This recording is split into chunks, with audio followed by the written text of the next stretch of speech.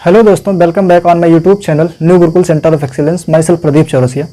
तो आज जो है हम एनसीईआरटी क्लास 9th की जो यूपी बोर्ड की बुक है उसका जो चैप्टर है 1.1 प्रश्नावली 1.1 को जो है सॉल्व करेंगे। तो यहाँ पे प्रश्नावली 1 जो है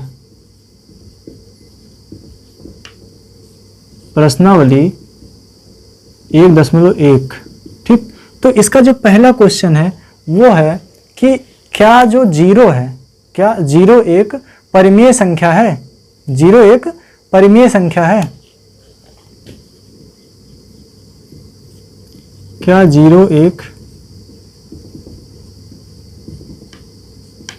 ये है क्वेश्चन नंबर 1। क्या जीरो एक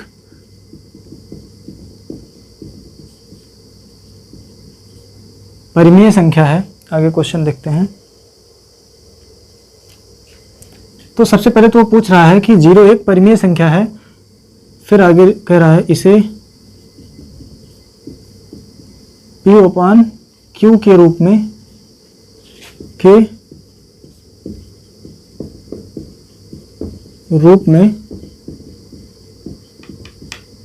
लिख सकते हैं, जहां P और Q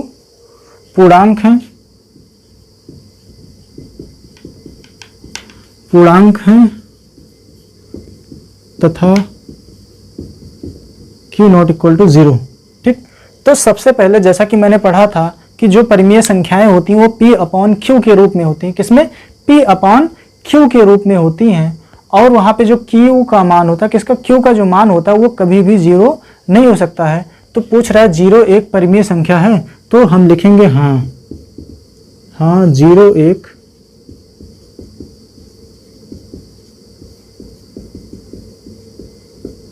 परिमेय संख्या है, ठीक। अब ये बात कर रहा है कि क्या इसे P/Q के रूप में लिख सकते हैं? तो हाँ लिख सकते हैं। कैसे?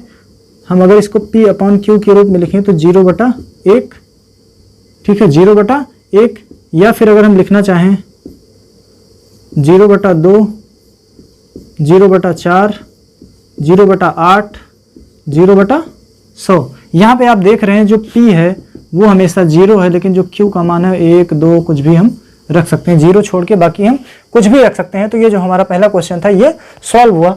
अब दूसरा क्वेश्चन तो हम बता देते हैं, किन्हीं दो परिमेय संख्याओं के बीच में अनंत परिमेय संख्याएं होती। कितनी? अनंत परिमेय संख्याएं होती हैं। तो यहाँ पे कह रहा 3 और 4 के बीच में 6 परिमेय संख्या ज्ञात करो।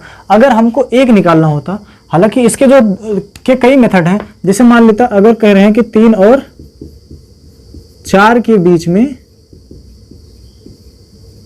एक परिमेय संख्या निकालना है, एक परिमेय संख्या अगर निकालना होता तो हम क्या करते? 3 और 4 को जोड़ देते और इसको हम कितने से भाग देते? 2 से।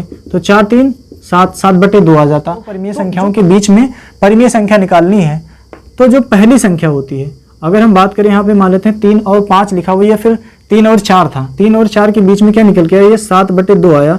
तो जो पहली संख्या होगी उससे ये 7/2 बड़ा होगा, लेकिन जो आखिरी संख्या होगी उससे ये छोटा होगा। देखते हैं, ये 3 है, 7/2 का मतलब होता है 3.54। तो जो 3.5 है वो 3 से बड़ा है और 4 से छोटा है। तो ये तो हो गया जब एक संख्या निकालनी होती है, लेकिन जब हमको एक साथ कई संख्याएं पूछ लेता है तो हम ये मेथड लगाएंगे तो हमको काफ़ी समय लगेगा। तो इससे बचने के लिए हम दूसरा तरीका लगाते हैं कि इसमें जो है संख्याओं को हम मान लेते हैं A=3 और B=4, ठीक। कितनी संख्या निकालनी है? यहाँ पे n=6 संख्याएं निकालनी है, ठीक है। तो सबसे पहले हम क्या करते हैं कि इसको क्या करते हैं, यहाँ पे हर बनाते हैं।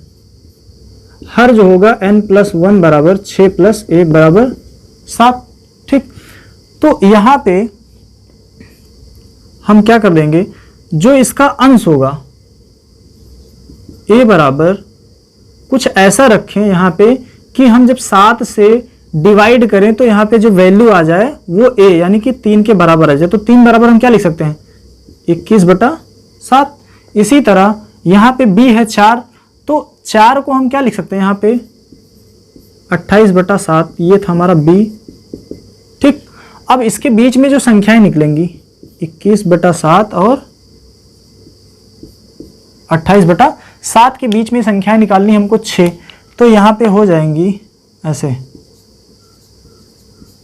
22/7,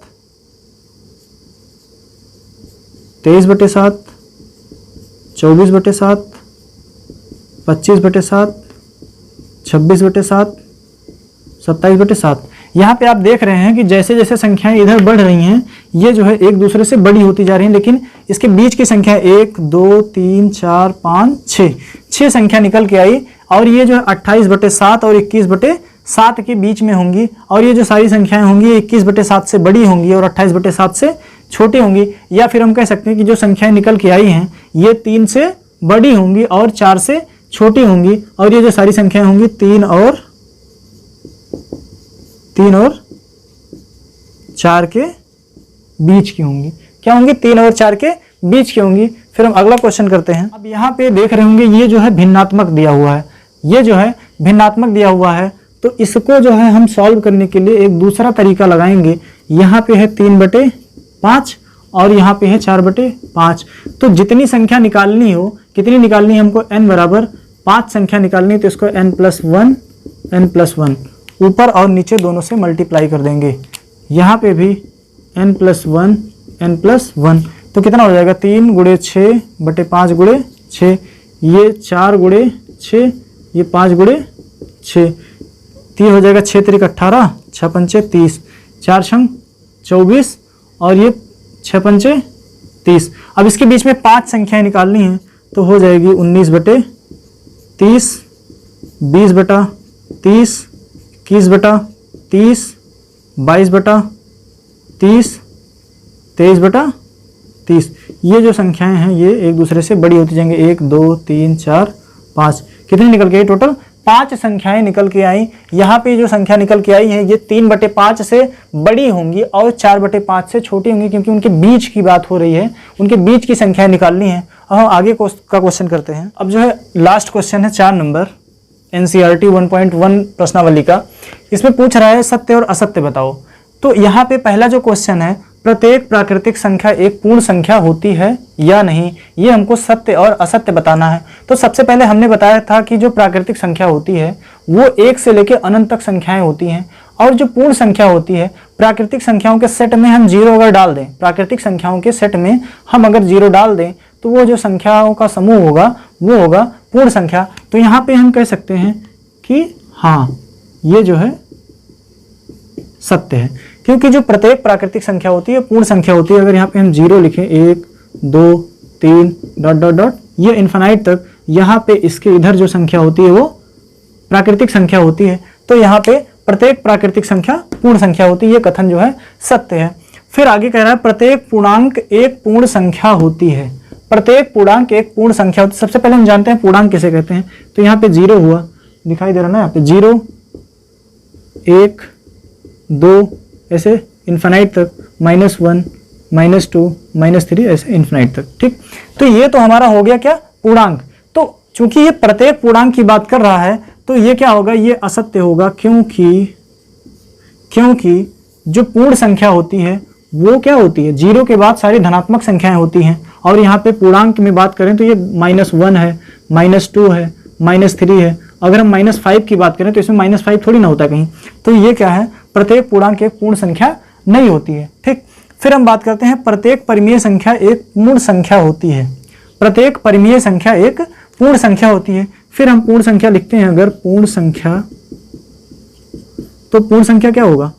0, 1, 2, 3, 4, 5। ठीक, अब इसके नीचे हम सब में 1 लगा दें तो ये तो सारी परिमेय संख्याएं हैं, लेकिन वो प्रत्येक परिमेय संख्या की बात कर रहा है। अगर हम बात कर दें कि 4/5 क्या होगा? 4/5 एक पूर्ण संख्या नहीं है, क्योंकि यहाँ पे सिर्फ और सिर्फ 0, 1, 2, 3, 4, 5 ये जो थी ये पूर्ण संख्या थी। लेकिन अगर हम उसको भिन्नात्मक रूप में लिख दें, भिन्नात्मक रूप में, तो वो जो है पूर्ण संख्या नहीं होगी। अगर हम 1/2 की बात करें तो ये क्या है? ये पूर्ण संख्या